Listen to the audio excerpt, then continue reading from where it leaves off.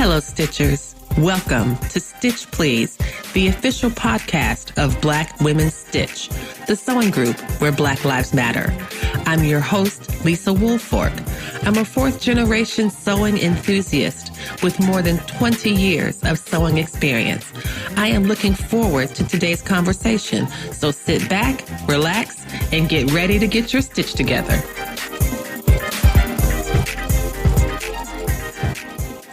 Welcome, everybody, to the Stitch Please podcast. I'm your host, Lisa Woolfork. And as I say for every episode, this is a very special episode. But this one is especially special. It's hard for me to summarize who Rita Dove is and what Rita Dove does. But I can show you just a little tiny thing that might help. It is this. Do you see this? This is the collected poems of Rita Dove from 1974 to 2004. And if you would think that a gorgeous, rich anthology of nearly more than 2 decades of poetry weren't enough, she also had a book that just last month was on the top 10 of new books we recommend, and that was her playlist for the apocalypse. In addition to being one of the first Black folks to get a Pulitzer Prize, of being an advisor to the Library of Congress and the Poet Laureate of the United States, and on juries for really prestigious prizes, I am certain that some of her poetry is on the SAT and the AP exam. She also sews her own clothes. She sews.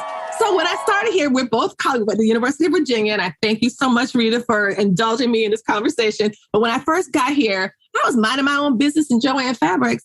And I look up and I was like, oh my gosh, I think that's Rita Dove. That is, hey! It was so much fun. It was not something that I expected. And so it has been just a delight in the time that I've gotten to know you. This has been so much fun. Thank you and welcome, Rita Dove. Thank you, Lisa. And I must say it's an indulgence for me to be able to be on this podcast and to talk with you because there are people out there who don't sew, and I pity those folks. But I just have loved over the years seeing all of your creations and your inventiveness and just being able to dive into and talk about fabric. It's a great indulgence. And I also have to give a shout out to my cousin, Missy, who told me to tell you hello, because she texted me after she read your interview in the New York Times, the one where you talk about your favorite books. And I think one of the questions was, what book would a reader be most surprised to find on your bookshelf? And you had down Secrets from High Fashion Sewing. Yes. And I was like, I think I have that book too. That's a really good book. And so I was like, that's right. She does. So let me just see if she has a minute. She probably doesn't, but have a minute to talk with me about it. So thank you so much and welcome. And hello from my cousin. Thank you and hello. Hello, Missy. To get started, how would you define what your sewing story is? When did it begin? I know I've read some of your earlier work and you talk about like falling in love with books and reading and imagery and literature as a young child. But what role did sewing play in that? And also you said your mother was also a seamstress. And so I'm wondering if you were able to see this as simply labor or as something more than that.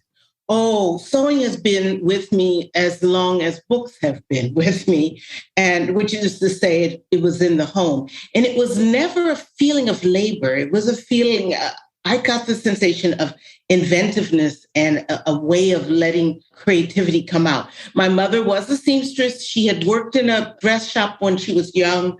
Though for her, it began as labor. It was a dress shop, which meant doing alterations and doing things like that. But for her own work, when she was young, this meant tearing linings out of coats, right? And making dresses out of them. So I have photographs of my mother when she was in her club hopping days. I mean, she has these gorgeous dresses made out of satin and stuff. And I'm like, and she goes, oh, that was a lining of somebody's coat they didn't want anymore. And I just made myself a dress. And so I always knew that you could take materials, and if you knew how to handle them, you could make something glorious out of them. I appreciate so much about the transformative powers of sewing. That's one of the reasons that I was really drawn to it. The idea of starting with like some yard goods and maybe some thread or whatever, and then you end up with a suit or a jacket or something like that. Like the idea of transforming something into something else. I also appreciate how you're able to kind of separate what some would consider drudgery. Instead, elevate that part that really feeds your spirit. I just really appreciate that part of the creative process and how it shows up in lots of different ways. And like in some of your works, you do talk a bit about sewing. And like one of my favorites I was saying to you earlier is My Mother Enters the Workforce. And it just feels like even though her days in that poem felt like they were day work and evening work, there was the blue shoes. There was the thing she was able to get with the sewing that put a smile in her heart. And that's the thing that I really appreciate about some of the power of creativity. Something else you said that was surprising. So when you think about all the sewing projects that you've made, including the lovely dress you have on right now, I love a twist tie front. I love it. I really do. Of all the sewing projects that you've made, which ones stand out to you as the most like, pow? Are they things that are like simple that you just enjoy sewing and it's like, this is a quick thing I can do? Or do you have some garments you can even look back in the past and say, I did something really amazing? If asked to single out one garment, I guess it would probably be the one that I have on display back here, which I found still in my closet. Most of them are in storage, but because of the special situation, I wore this to Carnival in Venice. And what happened was that these friends of ours who were quite well off had invited us to Carnival in Paris, and they had a suite and all this stuff. And it was one of those crazy things that, I was on leave that year and I thought, you got to go to Carnival, right? But everybody else had these outfits with real sequins, rhinestones. They had like couture stuff. And I knew that I couldn't compete with that, and I wasn't going to spend all that money for one. So that meant trying to find materials, putting them together. So this was really put together out of like 3 or 4 different patterns and a little bit of improvisation. And the skirt, the skirt you just put together, a gathered skirt, that's no big deal. But also finding materials, fabrics that I hadn't used yet. Like for instance, the blouse, which is kind of see-through.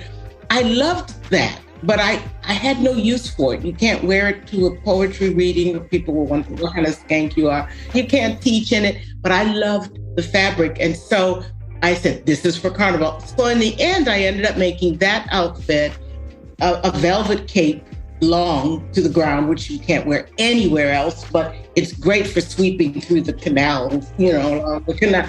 I made about 5 or 6 crazy outfits for me and for Fred, for my husband. He has a matching vest. I'm going to grab it. It's over here. And so what she's describing, y'all, if you are a Patreon subscriber, you get to see this gorgeous outfit that she made. And I like that front cross lacing. I always think that that's such an interesting structure. Did you do eyelets for that or did you do grommets? Do you remember? I did eyelets. And it's true to the century in which I was trying to call up the idea that women wore corsets. It's not a corset per se, but it has that look. And, yeah, it definitely has the look. Yeah, definitely. And a little peplum. For my husband, who bravely wore gold-colored leggings, stockings, and the little puffy pants. I don't even know what they're called. Oh my gosh. And a jacket, which your subscribers can see, which is matching to the corset. That is lovely. It was really fun to combine all that kind of stuff, to know that I had used salvage materials that I loved and put them together with this thing and made something that could stand up to all of the ones that had commissioned. I would be hard pressed to see where you were outdone, but I wasn't there. So I think you did pretty fantastically. And that I do appreciate that kind of the illusion of the corset without the corset itself. It really does pull the whole piece together. And the sleeves, really, brava. Well, thank you. Thank you. So that was fun to do. It sounds like it was fun. I can see the love in the piece. It's what it looks like to me, that there's a lot of care, even as you like hybridize this garment from 3 different pattern sections or 3 different blocks and different fabrics from salvaged garments. That is something that not a lot of folks do anymore. It's starting to come back as people are thinking about sustainability and recycling and upcycling, but you've done it even before that. I was really excited that you made his wedding suit for your wedding. Yes, I did. I am trying to understand and would love to hear more about that. of all the things to do when one decides to get married, making the outfits for the spouse, mind blown. So tell us about that. How'd that come about? Well, the thing is that we had a very small wedding. We were married by the Justice of the Peace, actually by the mayor of Elyria, Ohio, who was a woman. And that's why we decided to let her do this. But so it was a small affair, but for us, it was really a joyous affair. And at that time, my husband, Fred, was teaching at Oberlin College, and I was a faculty wife. I was just out of graduate school. I was, doing this kind of things. And I was experimenting a lot with folklore patterns. And so I ended up making a dress, an Afghani nomad dress. I was really interested in how other cultures solved the problems of the human body, with fabric, putting in fabric. How do you get around the boobs and what do you do here? So I was doing a lot of experimenting too with the nature of fabrics and how you can handle a fabric. I had never tried a man's suit. Fred kept saying, I'm not wearing some straight lace navy blue thing. He didn't want to wear a suit at all. So I said, what about if I make you a suit that's like out of lavender kind of velvet? And he said, that sounds good. First the lavender, and then you threw in velvet. And so it was on. Yeah, it was on. It was like Liberace. And those were our hippie days. And so I had found the material, of course I found the fabric and said, I can do this, and then, I got the patterns. And it really, luckily I had given myself lots of time, but it was the hardest thing I'd ever done in my life. I mean, tailoring and seamstressing, they're different kinds of things. All I can say is that it looked great on him. I would never show anyone the insides of that thing, but it looked good on him, and that's all that matters. And I will never, ever put another sleeve into a man's outfit again. That is really delightful. And also the idea that you're like, I've never made a man's suit before, but if I'm going to try it for the first time, why not for my wedding? Honestly. Let me just start at a really low bar, low stake. Well, there were fall back, things. But you've done a lot of wonderful things for your family, for your husband, and for your sons. And so every time I see one, I think, oh, honey, I mean, men's garments, my hat really goes off to you. Well, I thank you. I love it. I really enjoy it. And I like when you phrase it to kind of solve for the problem of the human body. Mm-hmm. And I think garments and apparel really does do that. And it feels so unfortunate that it seems like choices for men are so limited. Like women have lots of different choices, but men have far fewer. And so it means that I'm kind of showing the same thing over and over again. And so I am looking into ways to kind of, spice things up. And I have a new jacket pattern that he wanted for the fall. So I got it laid out. I'll probably start cutting it this weekend. You're listening to the Stitch Please podcast. And I'm talking today with Rita Dove, a Pulitzer Prize-winning poet laureate of the United States, holder of 28 honorary degrees, who also sews her own clothes. When we come back, we'll continue this conversation about the connection between poetry and sewing right after this break. Stay tuned. Black Women Stitch and the Stitch Please podcast are happy to announce that we have another way to connect with our community. In addition to the IG Lives that we do every Thursday at 3 p.m., we also now have a club on Clubhouse. That's right, friends. They done messed up and given me the chance to have a club. Follow Black Women Stitch on Instagram and now on Clubhouse Thursdays at 3 p.m. on Instagram and 3:45 p.m. on Clubhouse Eastern Standard Time. And we'll help you get your stitch together.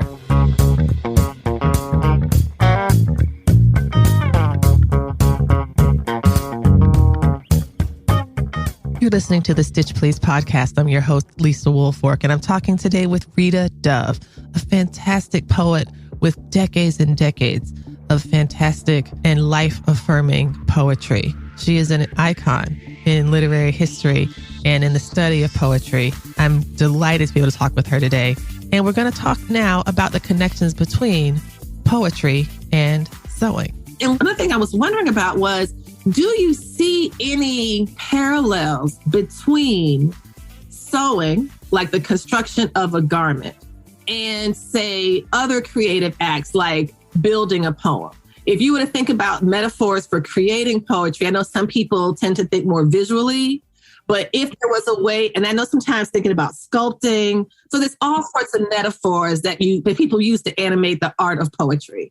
Do you see any connections that might be meaningful between the needle arts and the sewing arts? This is a fascinating question. It's one in which I've been kind of wrestling with, trying to show those connections because they are there.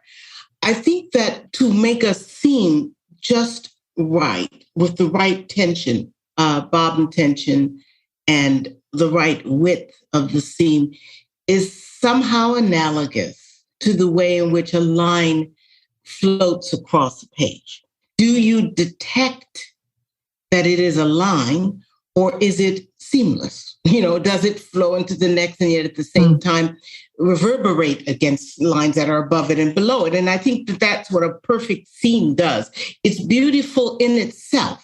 You see the seam, you say the line, but you don't think of it as utilitarian. You don't, because it's not puckering, it's not pulling, it's not, And so every time I sew a seam, I also think about that pacing that you need too when you're feeding it through.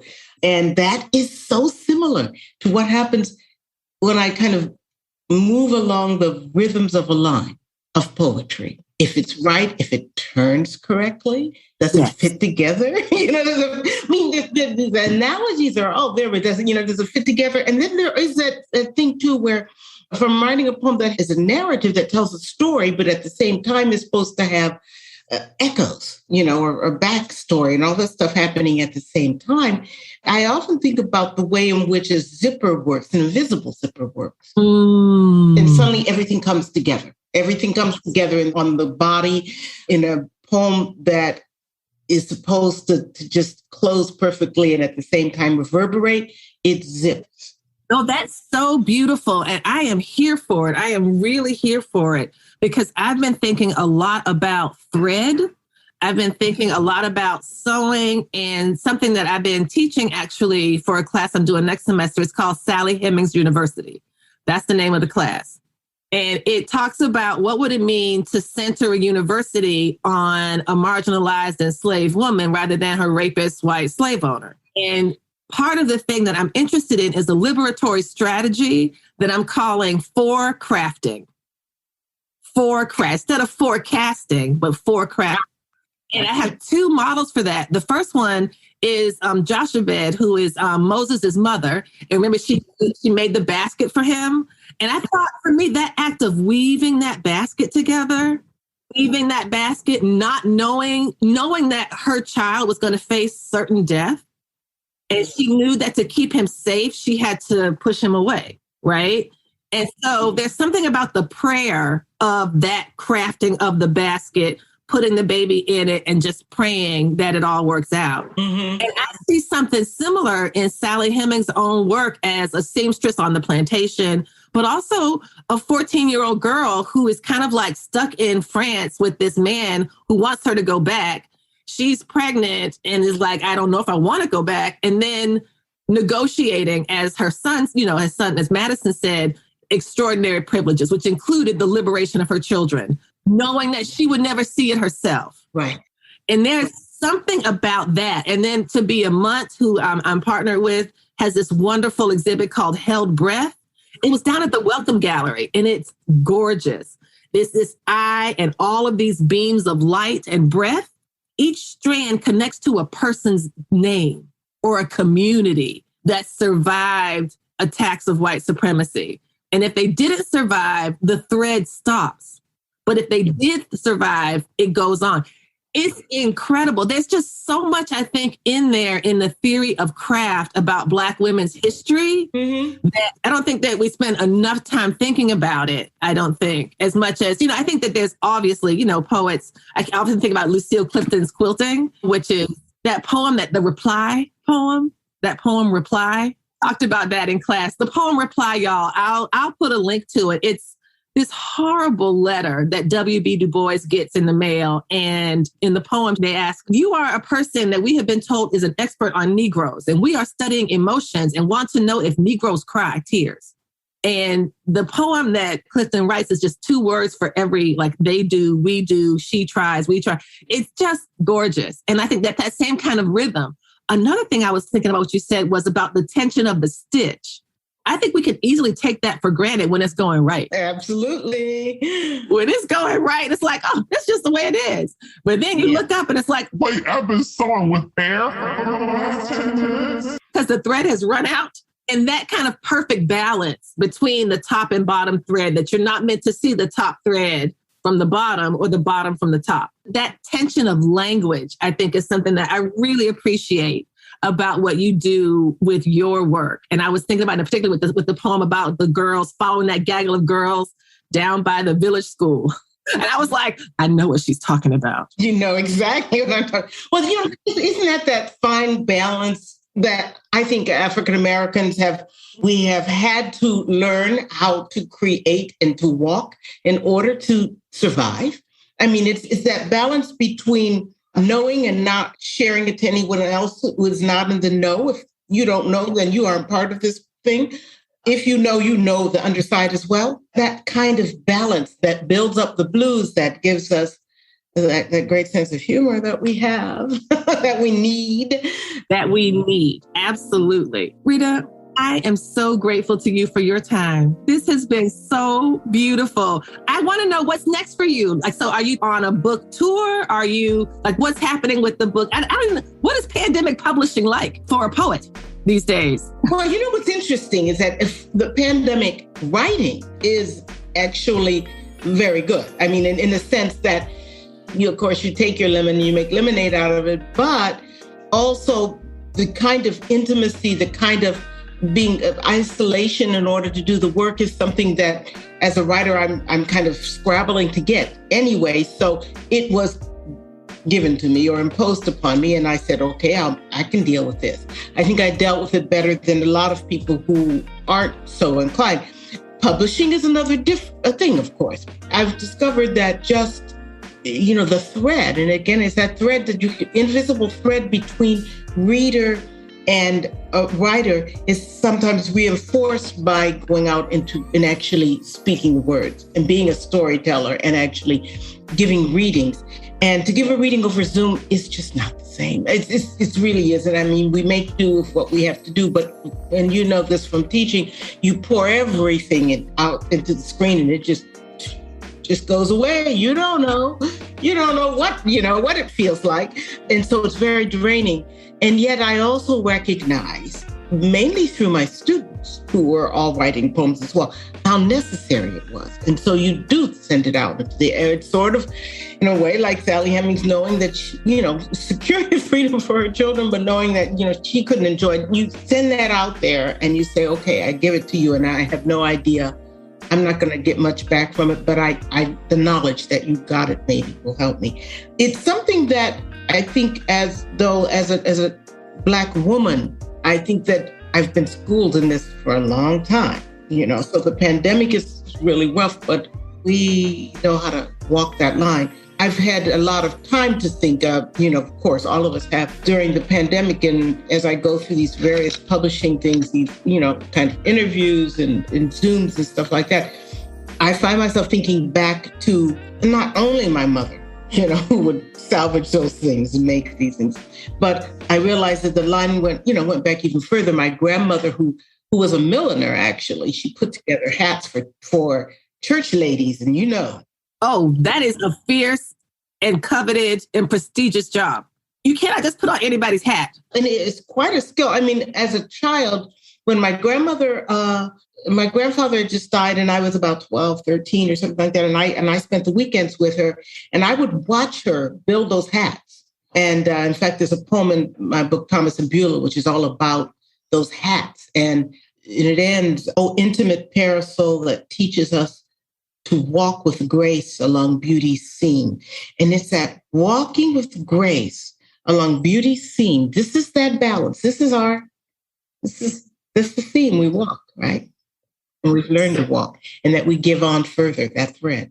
And on that note, my goodness, thank you so much.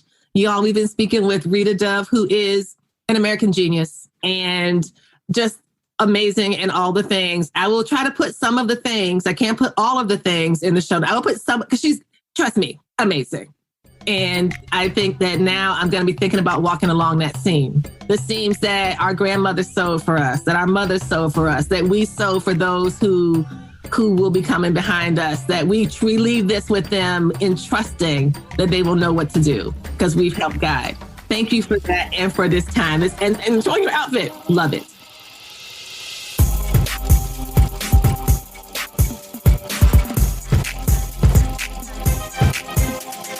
You've been listening to the Stitch Please podcast, the official podcast of Black Women Stitch, the sewing group where Black Lives Matter. We appreciate you supporting us by listening to the podcast. If you'd like to reach out to us with questions, you can contact us at blackwomenstitch@gmail.com. If you'd like to support us financially, you can do that by supporting us on Patreon, Patreon. And you can find Black Women Stitch there in the Patreon directory. And for as little as $2 a month, you can help support the project with things like editing, transcripts, and other things to strengthen the podcast. And finally, if financial support is not something you can do right now, you can really, really help the podcast by rating it and reviewing it anywhere you listen to podcasts that allows you to review them. So I know that not all podcast directories or services allow for reviews, but for those who do, for those that have like a star rating or just ask for a few comments, if you could share those comments and say nice things about us at the Stitch Please podcast, that is incredibly helpful. Thank you so much. Come back next week and we'll help you get your stitch together.